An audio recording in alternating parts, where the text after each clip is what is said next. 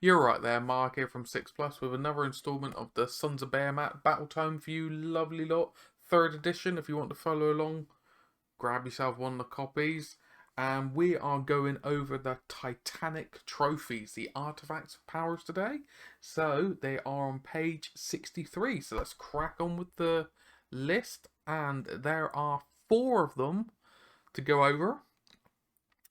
Not as many as some other books. But in all fairness, you got Sons of Behemat. They don't really have a massive amount of idea of relics. They just grab stuff and so on and so forth. They're not really that too worried, shall we say. So, let's crack on with... We've got extra calloused feet. We got Scavenger Wake, Glowy Shield of Protectiveness, and Amber Bone Totem. So as I said, page 63, let's crack on with the first one, shall we? So the first one is the Calloused Feet. So the word in here is model armed with Mighty Stomp only. The bearer's Almighty Stomp has an attack characteristic of 3 instead of 2. A rend characteristic of -3 instead of -2, and the damage characteristic is 3 instead of D3. So that's actually really quite good. It's not as swingy, shall we say. Definitely the damage. The damage is flat 3 instead of D3. You go up a point of rend, you go up an attack. So it does make your stomp far more damaging, far more useful against obviously the smaller infantry, because it is only 3 attacks. You may be lucky and get all 9 damage through. So against smaller infantry, that could be, you know, that could be 4 2 wounded models gone, or 9 1 wounded models gone. So it's a very, very straightforward relic artifact to use. So next one, we got the Scavenger's Wake.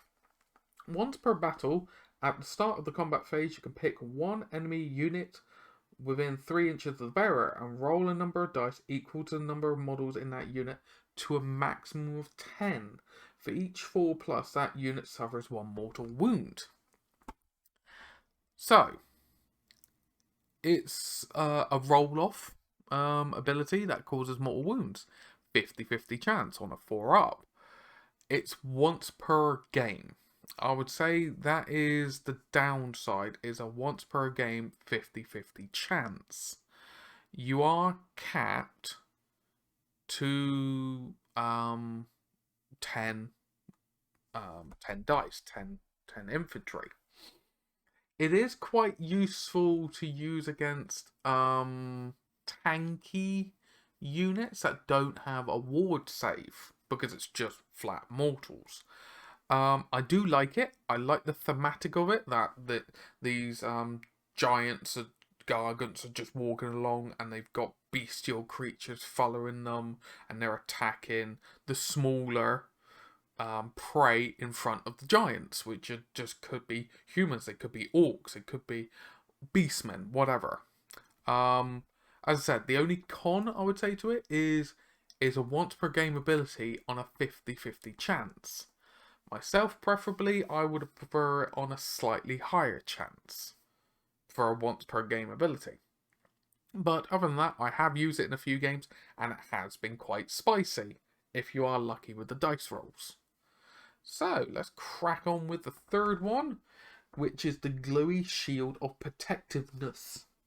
When this unit is targeted by an attack, if the weapons used for the attack has a rend characteristic of -1, change the rend characteristic to 0. In addition, the unmodified save roll for an attack made by a melee weapon that targets the bearer is 6. The attacking unit suffers 1 mortal wound after all of its attacks have been resolved. Reduce rend by 1. That's really useful. It's not reduce all rend by 1, so it's not like you make rend 2 or 3 1 less. It is rend 1, reduce it to 0. And bouncing back the mortal wounds is quite useful because, as written there, giant saves aren't the best, but you do have a lot of wounds. You have 35 wounds, I want to say, on average. Let me just double check so I don't sound like an absolute idiot. Yeah, you have 35 wounds on a Mega Gargant. So, giving you that boon in your armor save, it's definitely something I do like the sound of. Because you now go from a 4-up armor save, you could technically have a... You're treated as having a 3-up against -1, if you think about it that way. I do like the option of bouncing back those mortal wounds, and a lot of the time that would affect giants. It's a lot of that chip damage, not just beasts going in. It's just hoard them with a lot of minus, and you just chip them down, chip them down, chip them down. So it's not a bad relic at all to have. And it's a continuous relic. It's not once per game. It's not a big proc. And then the fourth one, which I think is, for me, an auto take. The Amber Bone Totem. The bearer can attempt a charge even if they ran in the same turn. So simple, but so effective for a highly combat-focused army. You want to get in your opponent's face as soon as possible. So why not have this relic? Alright? It's so practical, and this goes so well with the command traits that I went over previously in episode 2. Ramble Rouser, add 1 to charge rolls for friendly Sons of Behemat units wholly within 18 of this general, which includes himself. Why not? Why not take it? Have you really heavy hitting, general, or a heavy hitting Mega Gargant, and just run up the board and then charge. Very, very straightforward. I really, really do like it because it's not relying on a dice roll. It's not relying on your opponent. Nothing like that. It's just you and movement, which I do believe is key in any war game. It's controlling your movement. That's key for getting the best out of what you want to do. You want to get over to some direction, use this. But yeah, that is all the Titanic trophies for all the Sons of Behemat on page 63. I genuinely do hope you've enjoyed that one. It's just a fresh take on the relics. I don't think there's any that are like, oh my god, they're appalling or anything like that. There are definitely some that are more... You're going to see a lot more often, a lot more user-friendly, and just good all-round ones.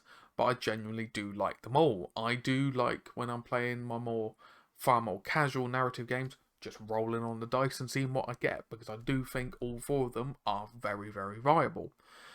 But I've waffled on enough. I am very, very grateful for you watching through to the end. If you've enjoyed the video, please give it a thumbs up. Please comment down below what you think of the trophies, the relics, and if you've ever used them or gone against them. Usual things, social media links and affiliate links to support the channel are down in the description. It doesn't cost you anything. It just helps a little bit of a kickback towards myself of the running the channel. But as always, I do hope you enjoy the rest of your day, and I hope to catch you in the next one. Take care.